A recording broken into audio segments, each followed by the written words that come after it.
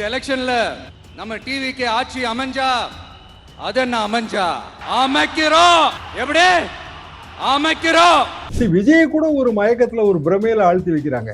அதனால நம்ம 200 தொகுதியில ஜெயிச்சிருவோம். விஜய் அப்படி எதுவுமே ப்ரூவ் பண்ணல. விஜய் ரொம்ப பாடம் கத்துக்குவார் இந்த தேர்தல். கட்சி ஆரம்பிச்சுட்டு ஒவ்வொரு வீட்டுக்குள்ளேயும் நான் போல, ஒவ்வொரு வீட்டுக்குள்ளேயும் போனதுக்கு அப்புறம் தான் கட்சியாவே ஆரம்பிச்சிருக்கிறேன். கரூர் சம்பவத்துக்கு பிறகு பாடம் கத்துக்கிட்ட மாதிரி தெரியலங்க. கரூர் விஷயத்தை பத்தி ஊருக்கே தெரியும்.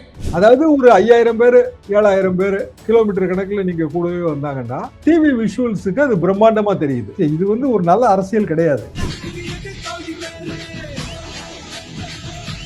விஜய் தேர்தல் ஆணையத்தோட விதிகளுக்கு கட்டுப்படணும். முதல்ல அப்படி கட்டுப்படலைன்னா அவரோட வர்றவங்களும் கட்டுப்பட மாட்டாங்க. அவரே அவருக்கு சொந்த செலவுல சூனியம் வச்சுக்கிற கதை தான். நான் தன்னந்தனியாளு நீ எல்லாம் நம்ம அப்பாரு, கொஞ்சம் நவந்தனா இங்க 8 கோடி பேரு, மிரல போது ஸ்டேட்டு நம்ம விசிலு சத்தம் கேட்டு, நல்ல வங்க வாழ இங்க விசிலு கடி ஓட்டே.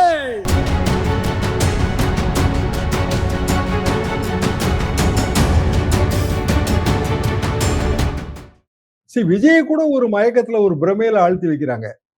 அவருமே என்ன நினைப்பாரு அப்படின்னா, நமக்கு பெரிய ஆதரவு இருக்குங்க, எம்ஜிஆரை விட கூட நமக்கு ஆதரவு இருக்கு, ஜெயலலிதாவோட கூட ஆதரவு இருக்கு, அதனால நம்ம 200 தொகுதியில ஜெயிச்சிருவோம் அப்படின்னு தலைவர்களே தவறான கணக்கு போடுவாங்க. சரி, ஜெயலலிதா அம்மா பிரச்சாரம் நான் திருச்செந்தூர்ல பார்த்திருக்கேன். இடைத்தேர்தல் 82 83 அவங்க அட்ராக்டிவ் ஸ்டாருங்க. அப்போ கேம்பெயினர், அட்ராக்டிவ் கேம்பெயினர், லேடிஸ் சைட்ல பெரிய சப்போர்ட். அது பிறகு 84 சட்டமன்ற தேர்தல் எம்ஜிஆர் இல்ல. இவங்க தான் அது எம்ஜிஆர் முகமாக ஒவ்வொரு தொகுதிக்கும் போனாங்க. சின்ன சின்ன ஒரு கூரை கொட்டாய் மாதிரி போட்ட இடத்துல எல்லாம் பிரச்சாரம் பண்ணுவாங்க. போட்டோஸ் எல்லாம் பப்ளிஷ் பண்ணியிருக்கோம். அப்புறம் 88 அதிமுக ஜே, இங்க இதே திருச்சி தாங்க, சிந்தாமணியில பெரிய சிலைக்கு மாலை போட்டு, அண்ணா சிலைக்கு மாலை போட்டுட்டு பிரச்சாரத்தை தொடங்குறாங்க. முக்கியமா எங்களுக்கு அப்ப தெரிஞ்ச 2 பேரும், ஒன்னு கே செங்கோட்டையன், இன்னொன்னு டிடி தினகரன். ரொம்ப யங்ஸ்டர்ஸா துருதுருன்னு இருப்பாங்க. அப்படியே நெட்டுக்க தஞ்சாவூர் டிஸ்ட்ரிக்ட் வரைக்கும் டூரு. பாயிண்ட் இருந்தாலும் பாயிண்ட் இல்லாட்டாலும். ஆனா அது தேர்தல் நேரம் கிடையாது. தேர்தல் பின்னாடி வருது. வேன் மேல எல்லாம் வேன் நிப்பாங்க. இந்த விஜய் நிக்கிற மாதிரி அப்பவும் நிப்பாங்க. லைட் எல்லாம் போட்டிருப்பாங்க. எம்ஜிஆரோட ரோட் ஷோ நான் சகர கோயில்ல பார்த்திருக்காங்க 80க்கு பிறகு. ஒரு சின்ன போர்ஷன் தான். அந்த சின்ன போர்ஷன்ல வருவாரு. வேனுக்கு முன்னாடி இந்த ஸ்டண்ட் நடிகர்கள் உட்கார்ந்துருப்பாங்க. லைட் எல்லாம் போட்டு வச்சிருப்பாங்க. பாக்குறதுக்கு ரொம்ப அட்ராக்டிவா இருக்கும். எல்லாமே நைட்டு. இதுல பட்ட பகல்ல பயங்கரமான கோடை வெயில் மாதிரி அடிக்குதுங்க. பங்குனி வெயிலின் பதற்றம். அதுல தலைவருக்கும் அது நல்லது இல்லை. என்னன்னா டயர்ட் ஆவாங்க அவங்க. முதல் நாள் போயிடலாங்க, அப்புறம் போகணும்ல. என்ன அவரு 7ஆம் தேதியில இருந்து ஏதோ டூர் பிளான் வச்சிருக்காரு.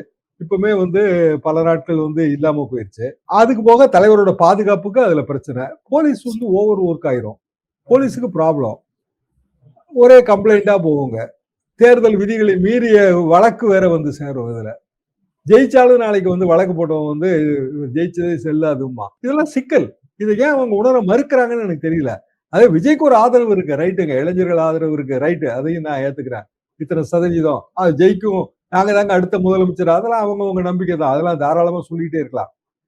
ஆனா அதை மீண்டும் மீண்டும் எஸ்டாப்ளிஷ் பண்றதுக்கு ஒரு கிரௌடு, அந்த கிரௌடு வெறும் டிவி விஷுவல்ஸுக்கு பிளே பண்ணுது. அவங்களே லைவ் லிங்க் தராங்க. நீங்க பாத்தீங்கன்னா எல்லா யூடியூப் சேனல் எல்லாத்துலயும் அவங்க லைவ் லிங்க் தான் ஓடிட்டு இருக்கு. இதன் மூலமாக தமிழ்நாடு பூராவும் எங்களுக்கு பெரிய ஆதரவு இருக்குன்னு அவங்க காட்டுறது தவறு. என்ன காரணம் அப்படின்னா, கடைசியா ஜெயிக்கிறது தோக்குறது எல்லாமே களப்பணியில இருக்கு. களப்பணி அவங்க கிட்ட இல்ல. இது ஒரு அன்கண்ட்ரோல்டான கிரௌடை எப்படி கண்ட்ரோலுக்கு கொண்டு வரணும், பிரச்சாரத்தை முறைப்படுத்தணுங்கிற முயற்சியே இல்லாம அப்படியே மெயின்டைன் பண்ணிட்டு இருக்காங்களா சார்? அன்கண்ட்ரோல்டு கூட இல்லைங்க, அசம்பிள்டு கிரௌடு. அன்கண்ட்ரோல்டு கிரௌட்னா இந்நேரம் ஏதாவது ஒண்ணு சம்பவங்கள் நடந்துரும். இப்போ ஒரு வட இந்தியால ஒரு கோயில் கூட்டம், ஒரு 2-3 நாளைக்கு முன்னாடி ஜன நெரிசல், அன்கண்ட்ரோல்டு கிரௌடு, இறந்து போயிட்டாங்க. பிரதமர் அதுக்கு நிவாரணம் எல்லாம் அறிவிச்சிருக்காரு. இப்படி நம்ம நிறைய பாக்குறோம். அன்கண்ட்ரோல்டு கிரௌடோட ப்ராப்ளம் என்னன்னா, ஒருத்தருக்கு ஒருத்தர் கம்யூனிகேஷன் இருக்காது. ஆனா இது கிரௌடு கண்ட்ரோல்டு கிரௌடு தான், அசம்பிள்டு கிரௌடு. என்னன்னா, நீங்க தனி பாட்டில் பாஸ் பண்றதெல்லாம் பாத்தீங்கன்னா, ஒரு 12 பாட்டில் கொண்ட ஒரு பெரிய பாக்கெட்டை முன்னாடி ஒருத்தர் கொடுக்குறாரு, அப்படியே பின்னாடி அதை பாஸ் பண்ணிட்டே போறாங்க. அப்போ வந்து கிரௌடுக்கு தெரியுது. அப்போ கிரௌடு எங்க இருந்து வருது? இப்ப நம்ம வேட்புமனு தாக்கல் செய்ய போறோம். ஏதோ ஒரு தொகுதின்னு வச்சுக்கலாம். அந்த தொகுதியில வேட்புமனு தாக்கல் செய்ய போறோம். நம்ம வேட்பாளர் யாருன்னு பாக்குறாங்க. விஜய் பார்க்கணும்னு வருவாங்க. ரைட், அதுவும் ஒத்துக்கலாம். ஆனா இது எல்லாமே அந்த தொகுதியில இருக்கிறவங்க தானே வருவாங்க. இப்போ விஜய் போற பாதையிலேயே நீங்க பாத்தீங்கன்னா 2 பக்கமும் உயரமான குடியிருப்புகள்லாம் இருக்கு. அங்கெல்லாம் பெரிய அளவுக்கு கிரௌட் எல்லாம் நின்னு பார்க்கல. நீங்க நல்லா பாருங்க எல்லாத்தையும். எல்லாம் அந்த ரோட்ல வர்றதுதான். எல்லாமே இந்த சேம் கிரௌடு தான். அதாவது ஏர்போர்ட்ல இருந்து வர்றவங்க எல்லா முகங்களையுமே நம்ம பார்க்க முடியுது. ஏர்போர்ட்ல இருந்து ஒரு அசம்பிள்டு கிரௌடு ஒண்ணு கூடவே வருதுங்க. இவங்க என்ன சொல்றாங்கன்னா, என் வண்டிக்கு பின்னாடி யாரும் வராதீங்க அப்படின்னு. அதுக்கு என்ன அர்த்தம்னா எல்லாரும் வாங்கன்னு அர்த்தம். ஏன்னா எங்க வண்டிக்கு முன்னாடி வந்தவங்கள எங்க வராதன்னு சொல்லியிருக்காங்க. போலீஸ் ஓடுது பாவம். அவங்களுக்கு வந்து ஏதாவது ஒண்ணு ஆயிடுச்சுன்னா என்ன பண்ணாங்கிற பதைப்பு இருக்கு. அது பெண் காவலர்களையும் பார்த்தேன், ஆண் காவலர்களையும் பார்த்தேன், எல்லாம் வந்து தரதரன்னு ஓடிட்டு இருக்காங்க. சரி, நியாயமா வந்து இவ்வளவு பெரிய எழுச்சி இப்ப எம்ஜிஆர்லாம் வரும்போது எப்படி எழுச்சி இருக்கும்னா 2 பக்கமும் இருக்கிற ஹைரைஸ் பில்டிங்ல எல்லாம் ஆள் நிப்பாங்க மேல. மொட்டை மாடிகள் எல்லாம் நீங்க பார்க்கலாம். இப்ப இதே விஜய் வந்துங்க திருவாரூர் நாகப்பட்டினம் வரும்போது 2 பக்கமும் ஹைரைஸ் பில்டிங்ல ஏறி நின்னாங்க. கவனிச்சிங்களா? உயரமான கட்டடங்களா இருக்கும், அங்கெல்லாம் ஏறி நிப்பாங்க. தேர்தல் பிரச்சாரம்னு வரும்போது அப்படி யாரும் நிக்கல. 2-3 ரீசன். ஒண்ணு, ரொம்ப பட்ட பகல வெயிலா இருக்கு, வெட்ட வெளிச்சமா இருக்கு, அதுல நிக்கிறதுக்கு சிரமப்பட்டிருக்கலாம் ஒண்ணு. இன்னொன்னு வந்து கிரௌடு அன்ரூலியா இருக்கு அப்படிங்கிற ஒரு பயம் இருக்கும். நம்ம தான் இவ்வளவு அனலைஸ் பண்ணி பேசுறோம், இது அசம்பிள்டு கிரௌடு, கண்ட்ரோல்டு கிரௌடுன்னு. சாதாரண ஆளுகள் அவங்களுக்கு பயம் இருக்கும். இவங்க எல்லாம் ரொம்ப அன்ரூலியா இருக்காங்க, இவங்க எந்த கட்டுப்பாட்டுக்கும் அடங்க மாட்டாங்க, நமக்கு ஏதாவது ஒண்ணும் ஆயிடுச்சுன்னா என்ன பண்ண அப்படின்னு சுத்தமா அவாய்ட் பண்ணிடுவாங்க. அந்த ரோட்டையே அவாய்ட் பண்ணிடுவாங்க. பேரிகேடு வேற வச்சு தடுத்து ரோட்டை அவாய்ட் பண்ண வச்சுட்டாங்க. ஆக்சுவலா பக்காவா வந்து பேரிகேட் வச்சிருந்தாங்க இந்த வாட்டி. அப்போ விஜய் வந்து தேர்தல் ஆணையத்தோட விதிகளுக்கு கட்டுப்படணும் முதல்ல. அப்படி கட்டுப்படலைன்னா அவரோட வர்றவங்களும் கட்டுப்பட மாட்டாங்க.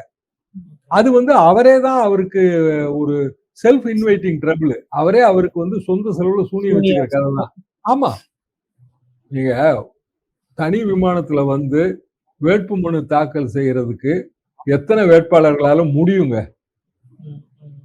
தமிழ்நாட்டுல 234 தொகுதியிலையும் தொகுதிக்கு 10 பேர் நிப்பாங்க. ஒரு 2000 வேட்பாளர்கள் நிக்கிறாங்க. சென்னையில இருந்து தனி விமானத்துல வந்து இந்த வேட்புமனு தாக்கலுக்கான எக்ஸ்பென்ஸ் எவ்வளவா இருக்கும்னு நினைக்கிறீங்க? இது எல்லாமே தாவேகா கணக்குல எழுதுவாங்க. அதான் இதோட சிக்கல். தனி விமானத்துல வர்றதுமே எக்ஸ்பென்ஸ் கணக்குல வரும் அப்படியா சார்? அவர் கணக்குல தானே வரும், அது கட்சி கணக்குல தானே வரும். சரி, அடிப்படையில தாவேகாவோட பிரச்சனை என்னன்னா அவங்களுக்கு அங்கீகாரம் கிடையாது. இவரு வேட்பாளராகவும் இருக்காரு. கட்சி கணக்குக்காவது தேர்தலோட செலவுல வரம்பு கிடையாதுங்க. வேட்பாளருக்கு வரம்பு இருக்கு. 40 லட்சம் ரூபா தான் வரம்பு.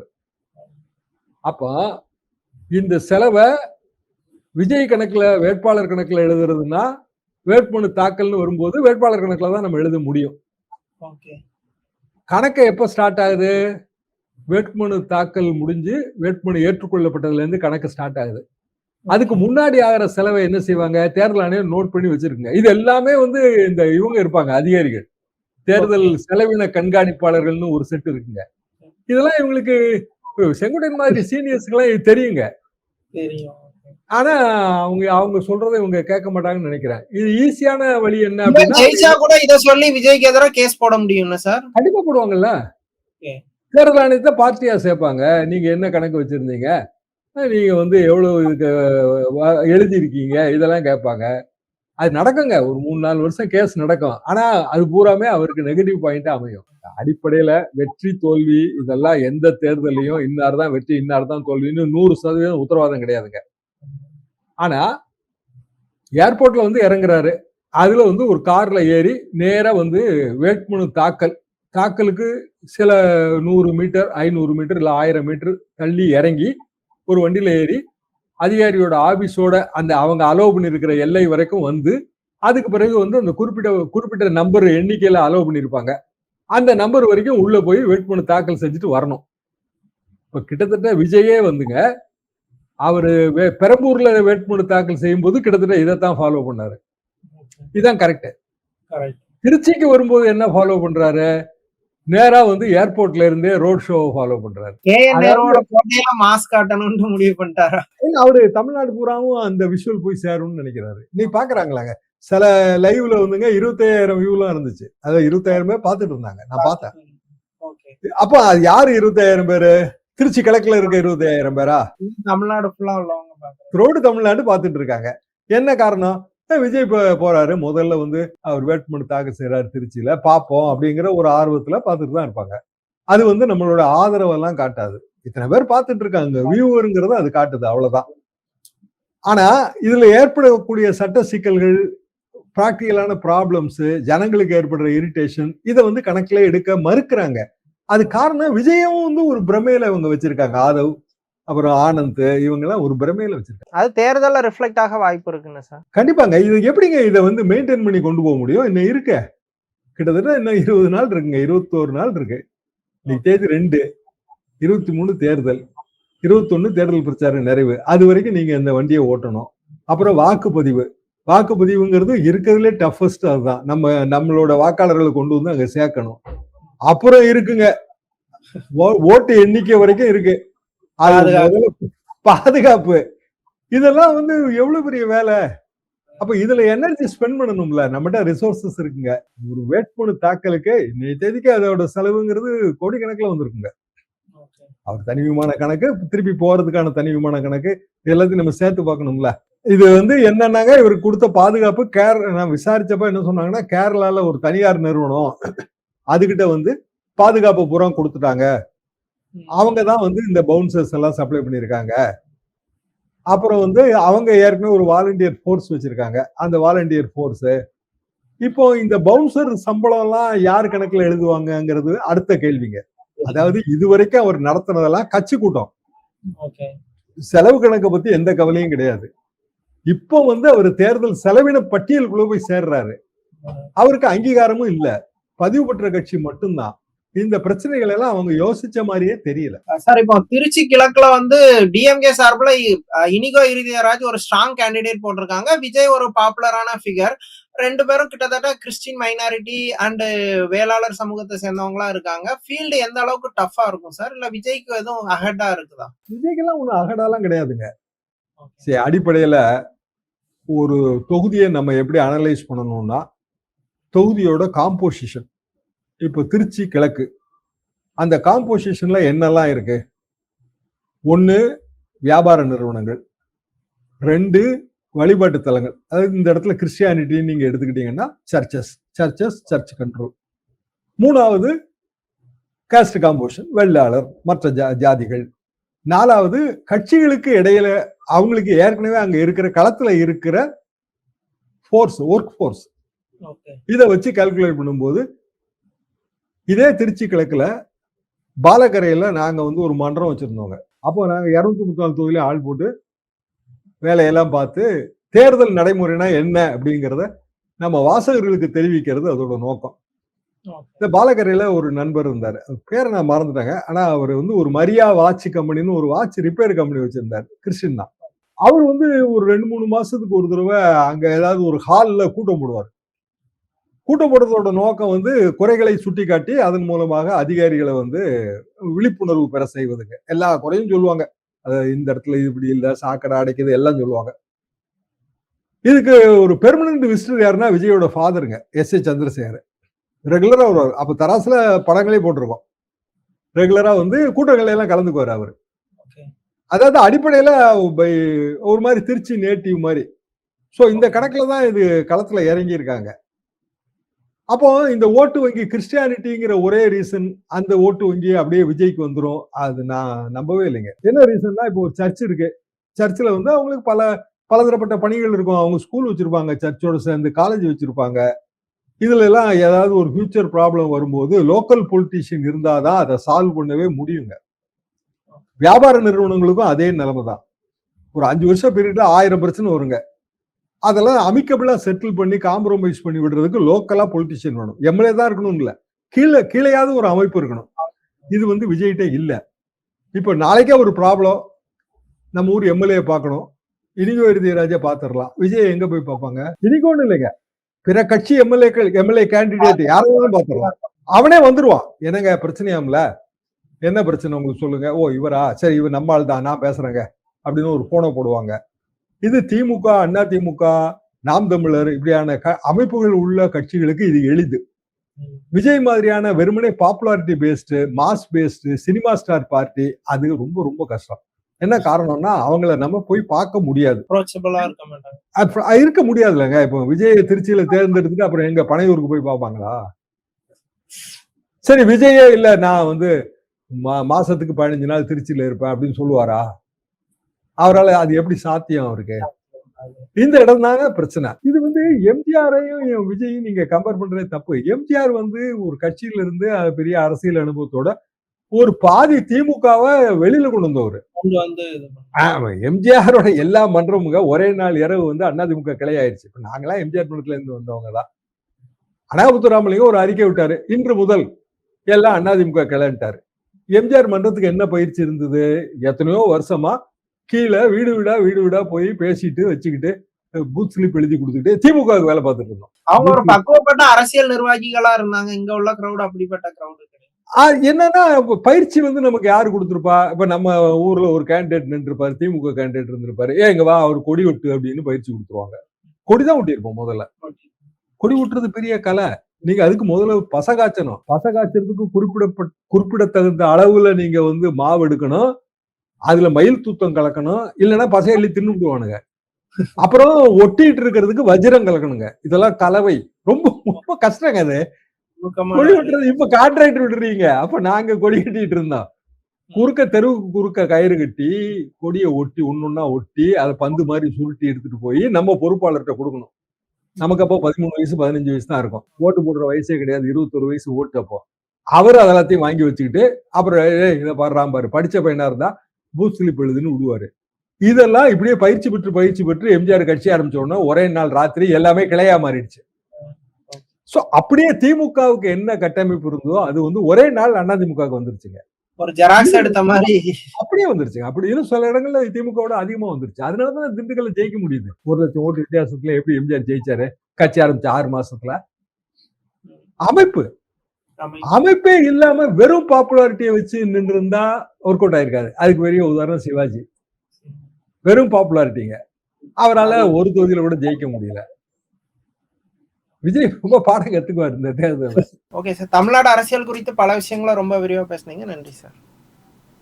சார், இப்போ எல்லா கட்சியும் வேட்பாளர்களை அறிவிச்சு ரொம்ப வேகமா போயிட்டாங்க. ஈவன் டிவிக்கே கூட வேட்பாளர்கள்லாம் அறிவிச்சு பிரச்சாரத்தை ஆரம்பிச்சிட்டாங்க. ஆனா பிஜேபி அண்ட் காங்கிரஸ்ல என்னதான் நடக்கு? ஏன் கேண்டிடேட்டை ஃபைனலைஸ் பண்றதுக்கு இவ்வளவு ட்ரபிள் ஆறாங்க, தடுமாறுறாங்க? அது வந்து வேட்புமனு தாக்கல் நிறைவடைறதுக்கு நாள் இருக்குல்லன்னு நினைப்பாங்க.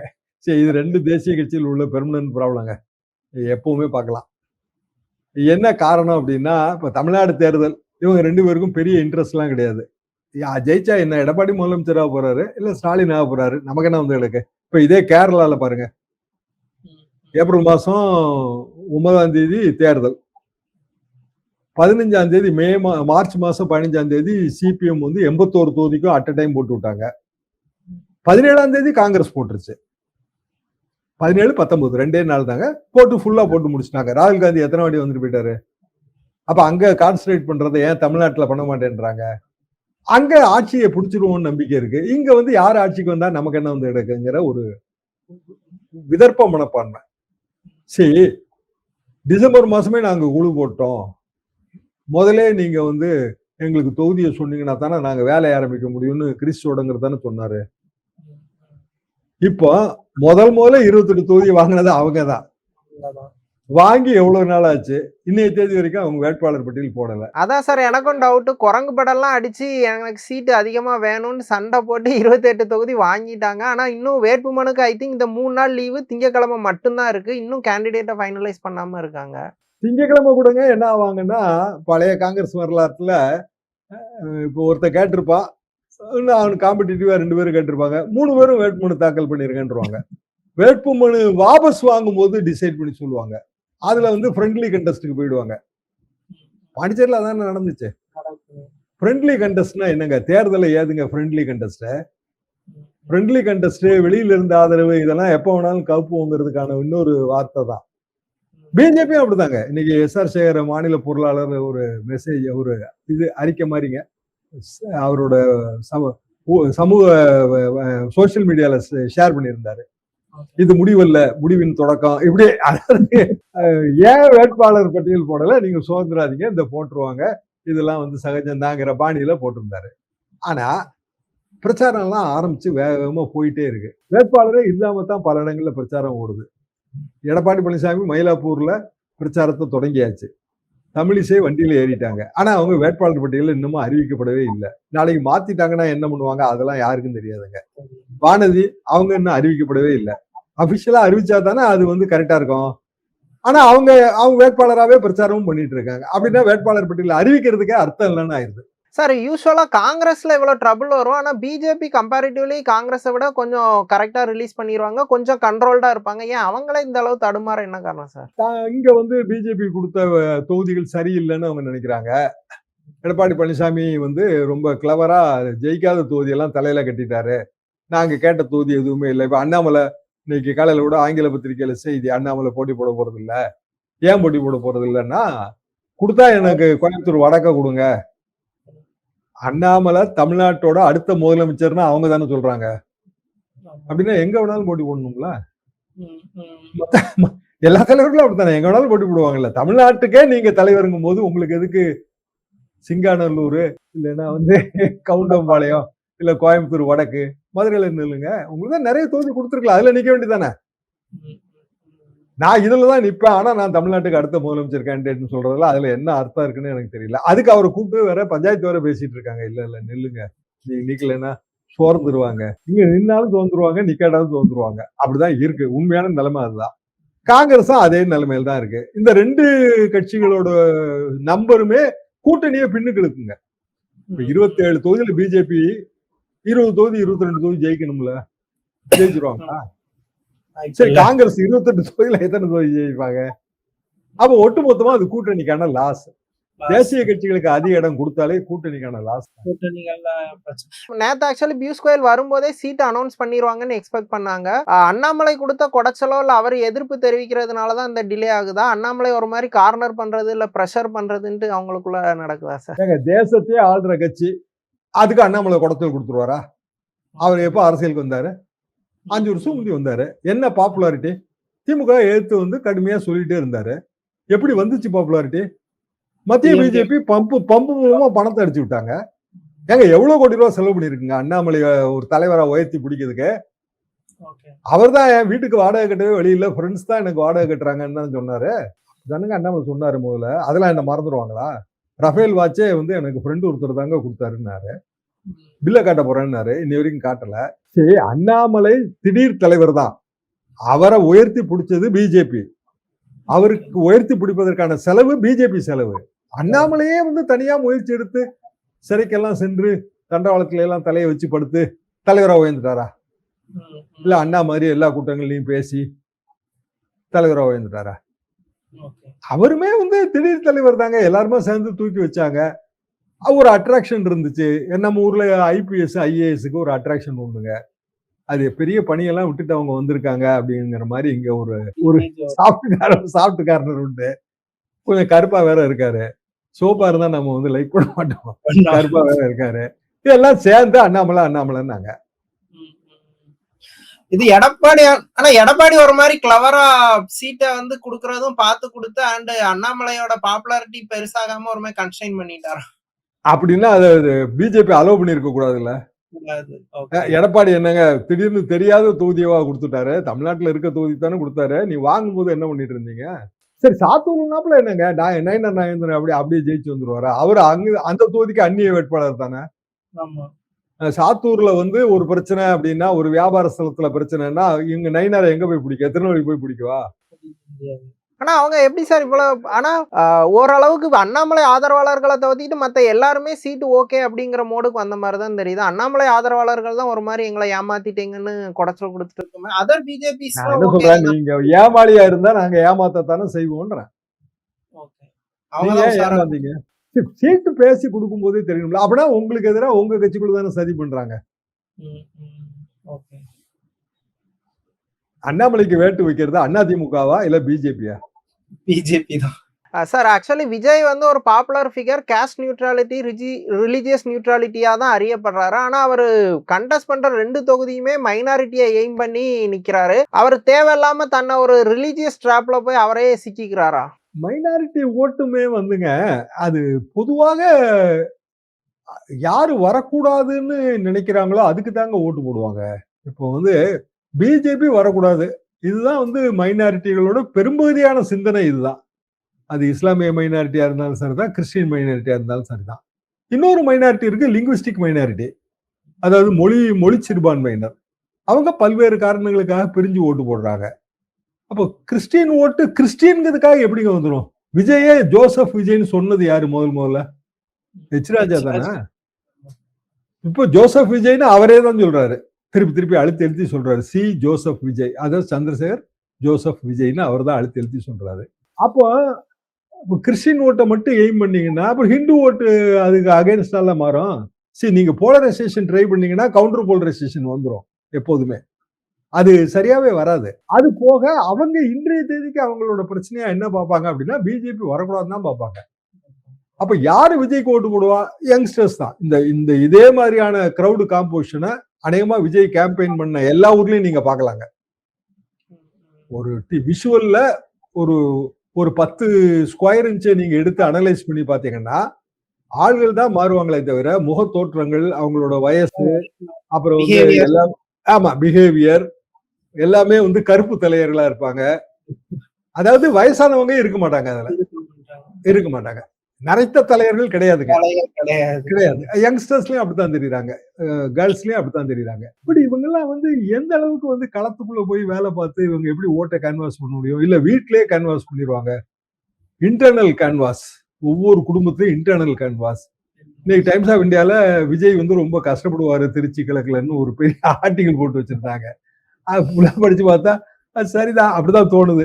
என்ன காரணம்னா ஒரு தொகுதியில 1000 ஓட்டு பூத்து அப்படின்னா நீங்க ஜெயிக்கணும்னா ஒரு 350-400 ஓட்டு கையில இருக்கணும். அப்படியான ஓட்டு வங்கியெல்லாம் தாவேகாவுக்கு கிடையாதுங்களே. ஜெனரலி ஸ்பீக்கிங் தாவேகால ஒரு 100 வேட்பாளர்கள் மத்த கட்சியில இருந்து வந்திருக்காங்க இல்லையா? 100 சொச்சம் வருதுங்க, 100ன்னு எடுத்துங்களேன்.